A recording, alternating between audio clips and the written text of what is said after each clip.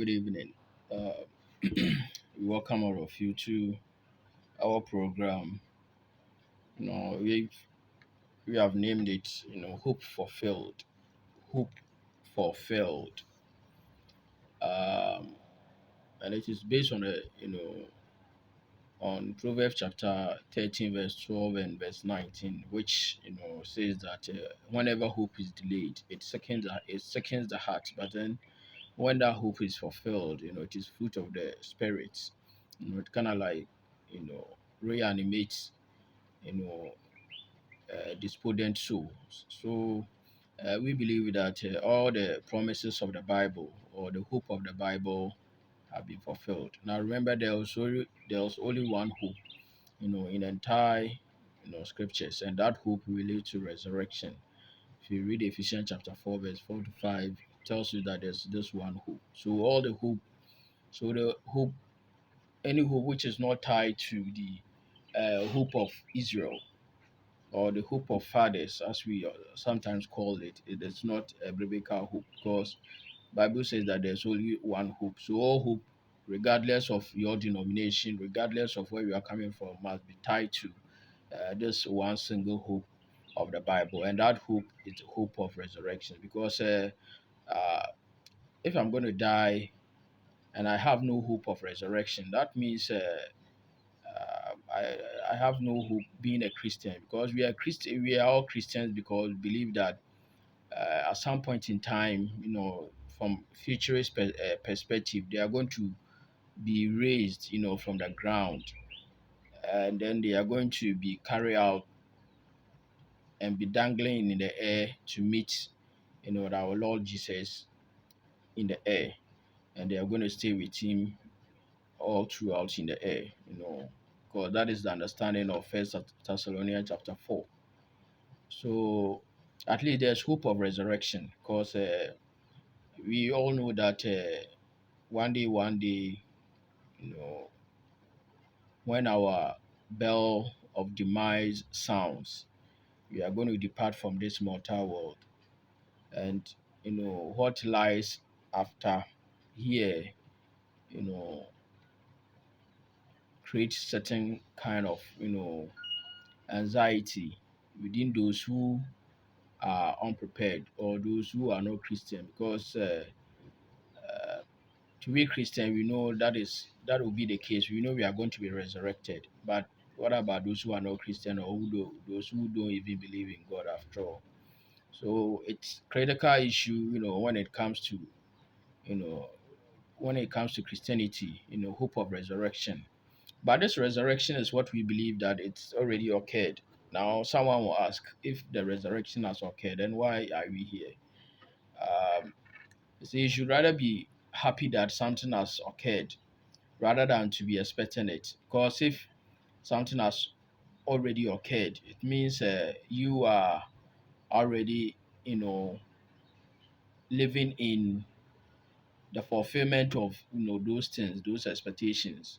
It's just like during the struggle for independence, those freedom fighters were anticipating a time whereby they are going to emancipate themselves from the colonial rule or colonial masters. Now they fought it, and in 1957 they won independence for this nation. So all generation that came after 1957, 1957 lived in fulfillment of the goal of our forefathers. Opted, those who opted and decided to fight for independence for us. So we are no more uh, hoping to attain that measure of independence. We have already attained it. So it means that now we are confident we are confident of living in a stable and independent way, making our own decision, managing our own affairs, with no external aggressions or interference or interventions. So that is the essence. So the first century, the Israelite, the fathers, they were looking for the resurrection. They had that hope of being raised from death. Now today, that resurrection has occurred. Per our understanding, has occurred. But therefore we are not still hoping for that resurrection again. We have obtained it. So eventually, when we demise, we are going to go to Christ. We are going to go to heaven straight away. We are not going to go and wait for that time to come. Whereby Christ is physically going to come, and the dead, as we understand, are going to be reconstituted. The decomposed dead bodies are going to be reconstituted, into mortal flesh and fly all the way to meet Christ in the air. That is not the case. Remember Abraham himself all the time. This is what I say. He himself was waiting for the kingdom to come so that he will enter into the kingdom. Okay. If you read Hebrew chapter 11, verse 10 right up to 16, it will tell you that they were waiting for the city. They were waiting for the city to come. But of course, in the first century, we were told that the saints have come to that city. If you read Hebrew chapter 12, verse 21, 22. So it means that their eschatological hope of resurrection into the kingdom was attained all the way right back in the first century. If you read Matthew chapter 8, verse Matthew chapter 8, verse uh, 9 to 12, it tells you that. And also Luke chapter 13, verse 26 to 29 is going to tell you that people are going to come from all the way north, south, east and west. And they are going to come into the kingdom to, deal with the patristic or the patriarch, Abraham, Isaac, and Jacob. That is the time of the wedding, the messianic wedding. So the wedding is only going to occur when Christ has come. If you read Matthew uh, chapter 25, right? The wedding of the 10 virgins. Remember, they were waiting until the groomherd came, so they went out to meet the groom. That is the essence of First Thessalonians chapter 4. Going out to meet him. Now, to meet him is upon thesis, to meet upon thesis, just like when Paul was, sent to Rome.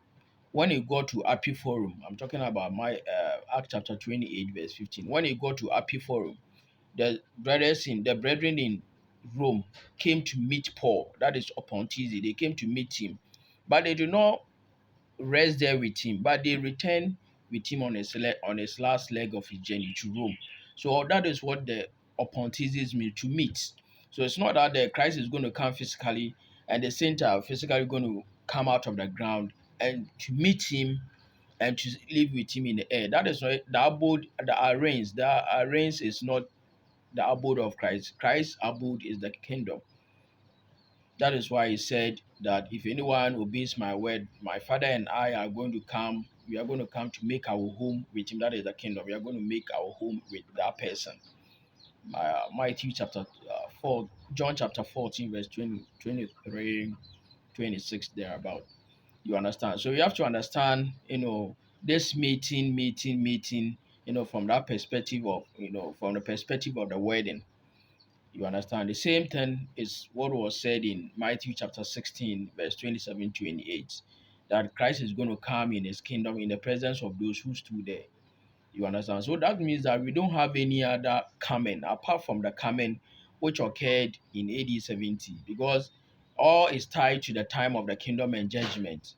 If you read second, Timothy chapter 4, verse 1, we have all these concurrent all these elements of resurrection, judgment, and the parousia of Christ, all concurrently occurring at one same event. So this is what we are talking about. Anyway, we are still looking at the trumpet sound and the gathering, that is resurrection. And then the main text was Matthew chapter 24, verse 31. We have said a lot, with regards to this topic. So we are not going to waste much time. We're only going to continue from where we left, previously, or in our previous, podcast. So we are going to continue from there. So there's also element of, the coming of the Christ with trumpet sound, as well as the, resurrection from dead, you know, This this language is similar to that of Matthew chapter 24, verse 30 31. So what that means is that if Matthew chapter 24 is going to occur in that very generation, not our generation, but those who stood or sat in Christ's audience in the first century, because Jesus said, I surely I say to you, this generation will by no means pass away till all these things okay, including Matthew chapter 24, verse 29 to 31. So if Matthew chapter 24 is First Thessalonians chapter 4, and if Matthew chapter 24 is going to occur in that generation, it means First Thessalonians chapter 4 is also going to occur in that generation, because Jesus and Paul did not have different, or multiple parasias by the same parousia all throughout, especially in the New Testament. So now, if you read, we are going to contribute. God, the last time we ended at verse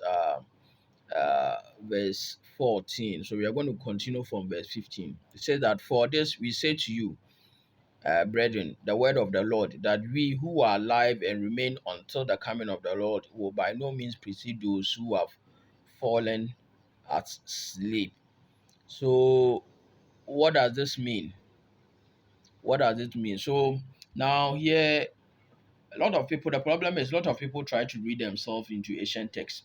The 21st century people try to read themselves into ancient texts, as if Paul was in our congregation yesterday, telling us all these things, telling me that, well, Solomon, this is what is going to occur, this is what is going to happen, okay, that you and I, including, your congregants, are not going to all fall asleep until the coming of the Lord. This is not me. Christ, Paul was not talking to me, but he was talking to the first century Thessalonians. That church is what Paul was dealing with, because they knew from First Thessalonians chapter 1, verse 9 to 10, that Christ is going to come in their time. He has assured them, and they know that the judgment was going to come. If you read the chapter, uh, sec, uh, Second Thessalonians chapter 1, verse 5, 6, 7, and 8, which is a quote from Isaiah chapter 65, verse 15, thereabout. They knew that that judgment is going to occur in their time, not my time. That is audience relevance. So sometimes you have to, pay attention to the audience relevance when we are, studying the scriptures. You have to, take ourselves, or someone would say, minus ourselves from these ancient texts and study it from the perspective of its immediate or direct, audience, those to whom this text were written to. Paul was addressing their concern, not my concern. You understand? So it means that they will be the first people to experience this event firsthand. That I'm going to make secondary application based on that fulfilled hope. So I cannot read myself into this text as if this thing is going to come in the future. You understand? Now, even if you read it, this uh the verse 15 pales in comparison with First Corinthians chapter 15, verse 52, verse 52, right? First Corinthians chapter 15, verse 51 and verse 52, whereby we also have, the twinkle of an eye, the changes that twinkle down. I told you in our previous video. If you are interested, go and look for the previous video, because the changes were already occurring in the first century. If you read Second Corinthians chapter 3, verse 18, the changes were already occurring in the first century. So it was only, running up to a time of consummation. Okay, so it was consumed on the day of, on the day of judgment, which occurred on AD 70. So it has already begun, but not yet consummated. So that is the understanding here. So you have to understand that change. So also Paul made a statement of the trumpet sound, and then, the resurrection from dead and all these things. It's a similar statement here. You understand? I told you in a previous video that this statement of trumpet sound and all these things were a quote from Isaiah chapter number 25, verse 8 to 6.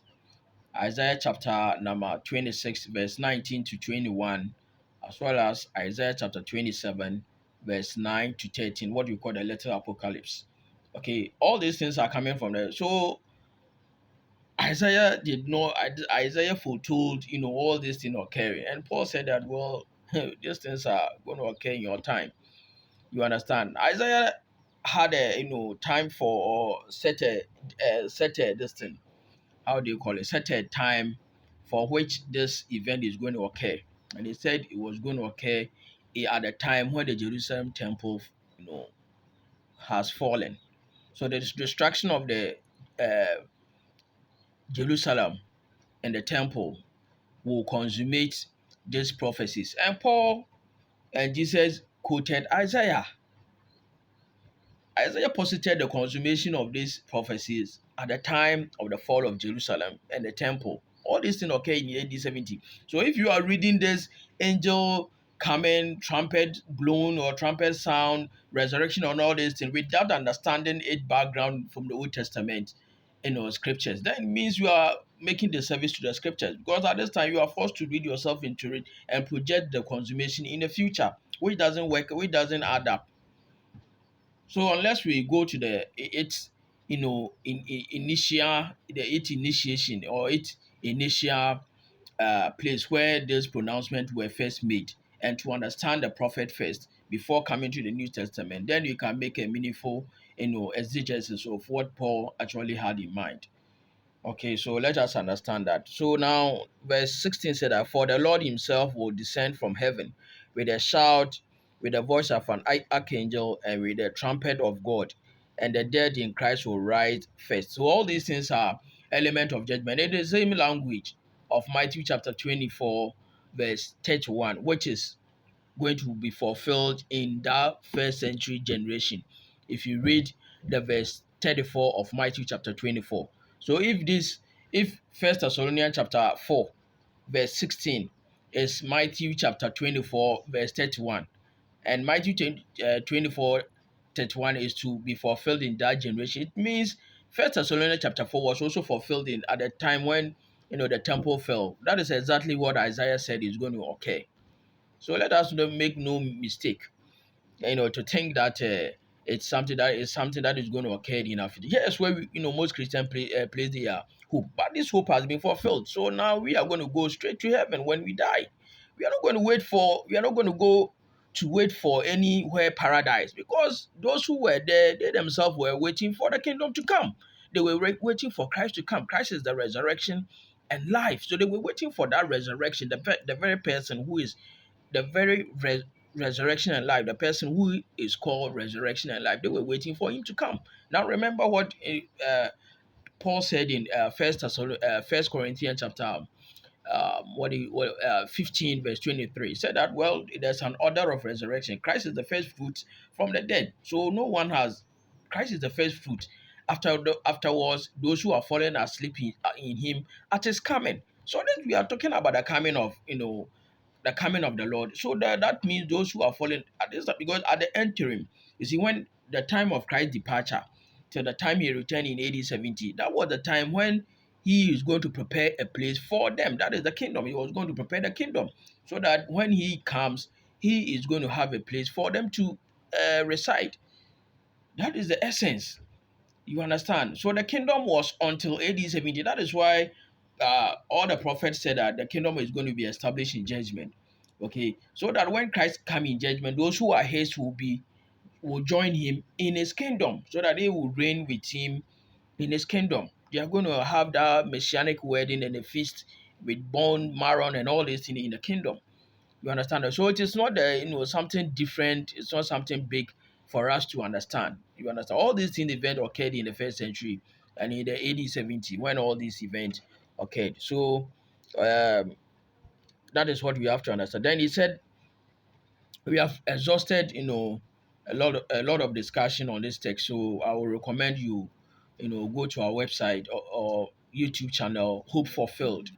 We have the symbol H, the symbol capital H as our uh, that's a symbol against our name. So when you scroll, you come to one with capital letter H. That is our symbol. So you may subscribe or you have access to the about 100 videos that we have made us. well, as far as especially eschatology, is concerned. Now, verse 7, it says that then we who are alive and remain shall be caught up together with them in the clouds to meet the Lord in the air. So now this is the caught up. Those we who are alive and remain shall. Now Jesus said that there are some of you standing here who shall not taste death till they see all this thing coming. Paul said that we who are alive. So it's the same similar language. It's no different than that they were talking about. It is we, he and his audience, not us. That was in the first century. You and I are living in 21st century, so we cannot read ourselves into ancient text. Unless, of course, we don't want to honor the audience relevance, in understanding or in exegeting this text. But if you want to honor it, then it means that we don't qualify to, be an audience, okay, in this text. But it was the first thing because Paul was addressing their concern, not you and I, not our concern. We do not raise this concern. He's addressed their concern that these things are going to occur in our time. Some of not all of us are going to die. So all these things, occur. If you read the Second Thessalonians chapter 2, it's going to tell you that, well, when I was there, you yourself know, because when I was there, I told you all these things. Not us. Paul did not tell us anything verbally, but he told those people, the Thessalonians, verbally that this is what is going to occur, and they were aware of that. So why, upon what basis do we read ourselves into the ancient text? So he said that we who are alive will be caught up with him in the clouds to meet the Lord in the air. Now, the caught up, that is what I was trying to explain. The caught up is what we call apontesis. The caught up hypozo, that is not rapture as people trying to, demonstrate. But um, Paul was taken to uh, third heaven. That is not a rapture. But the technical and most important word here is the to meet. That is apontesis. So the apontesis is to meet and to return. Now, Christ is going to come in the clouds, in the glory of the Father with his angel, and he's going to gather people, the elect from the four corners into the kingdom. So to meet and to return, that is upon thesis. It's just like when the president want to visit a local community. The government officials there are going to meet him at the airport. So they will meet him and to return him on his last leg of his journey. That they are going to meet him and to return with him, to where he came from. No, that is not the essence. The Pontisis is to meet and to return. So they are going to meet him and they are going to return him into the kingdom. That is his eventual abode. So it is the kingdom. That is why all Abraham and co were looking for. They were waiting for him to come. That is the wedding. The saint, meeting their husband. The church is the wife and the Christ is the groom. So they are meeting. So they are meeting and they meet him and they return him into the kingdom, okay, to start the wedding feast. That is where the marriage occurred in AD 70. So you have to understand this simple, thing. And thus we shall always be with the Lord. So now the kingdom is everlasting kingdom. It's not going to destroy it. So we are going to be with the Lord forever and ever later. Therefore, comfort one another with these words. So we have to understand the trumpet sound and all these things from we have to understand all these things from the Old Testament perspective. We have to understand all these things. That this is what they meant. They did not have anything, different from what the prophet said. Because the prophet said that the trumpet blow, the angels, and the judgment and the resurrection. All these things are going to occur at a time when Jerusalem, falls. Okay, and Jerusalem fell to the Romans in AD 70. You understand? So spiritually, that is what occurred in it. See, Hadean realm is a spiritual place. So what occurs there cannot be seen with the ocular visibility. I cannot, perceive that. There is something spiritual. So remember, even at some point in time, a lot of people even believe that the resurrection has already occurred. Okay, Hermeneus and the other guy. Okay, they believe that the resurrection has occurred. Even in the First Thessalonians chapter 2, Paul sought to correct the timing. See, they said everything has occurred. But meanwhile, everything was just going on. Normal life was ongoing. So it means that their knowledge of or their understanding of resurrection is different from this modern resurrection of physical bodies coming out of the ground because they believed it and there was nothing okay. So subscribe to our YouTube channel Who Fulfilled, and we are going to enjoy our videos. Bye.